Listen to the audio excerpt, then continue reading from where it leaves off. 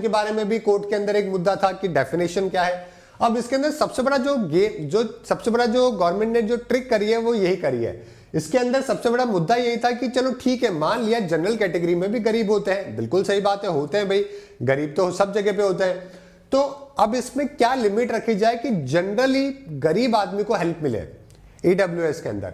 तो सरकार ने जो क्राइटेरिया रख दिया वो काफी हाई लेवल पे रख दिया ताकि जो है वो पॉलिटिक्स में, वोट बैंक में मदद मिले।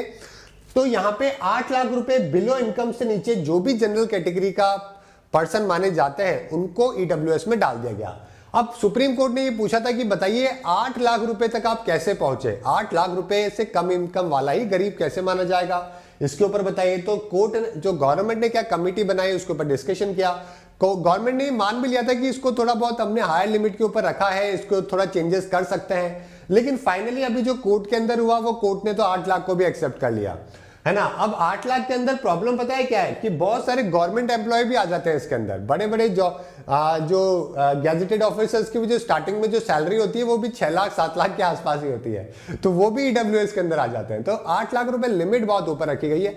अगर इसको 2.5 लाख 3 लाख रुपए रखा जाता तो जनरल कैटेगरी में भी जो गरीब लोग हैं वो जेन्युइनली उनको हेल्प मिलती। अभी तो इसमें जनरल कैटेगरी के मेरे को लगता है कि 70% ऑडियंस तो आई गई होगी इसमें। 8 लाख रुपए बहुत बड़ा है ना। हमारे यहाँ पे हमारे देश के अंदर जहां पे पर कैपिटा इनकम ही मतलब 8,000 रुपए के आसपास, 6,000 रुपए के आसपास है पूरे, है ना, साल की अगर एक 20 के आसपास है टोटली, तो वहां पे 8 लाख रुपए मतलब बहुत ही ज्यादा है। चलिए, तो सुप्रीम कोर्ट ने गवर्नमेंट से पूछा था 8 लाख रुपए क्राइटेरिया आपने कैसे फिक्स किया है, तो सेंटर ने बोला भी था कि इसको रिविजिट भी कर सकते हैं एक्सपेक्ट को, और साथ में 3 मेंबर का पैनल भी बनाया था, है ना। लेकिन जब ये रिपोर्ट दी गई, थ्रेशोल्ड दिया गया, तो इसको बहुत ही रीजनेबल बताया गया और इसको रिटेन करने के लिए बताया गया, ठीक है। और इसके अंदर और भी कुछ क्राइटेरियाज हैं, जैसे कि फॉर एग्जांपल अगर एक तो आपके 8 लाख रुपए से कम की इनकम होनी चाहिए, दूसरा एग्रीकल्चर लैंड 5 एकड़ से कम होनी चाहिए, 5 एकड़ से ज्यादा नहीं होनी चाहिए, 2 एकड़ भी होती है तो भी बहुत होती है।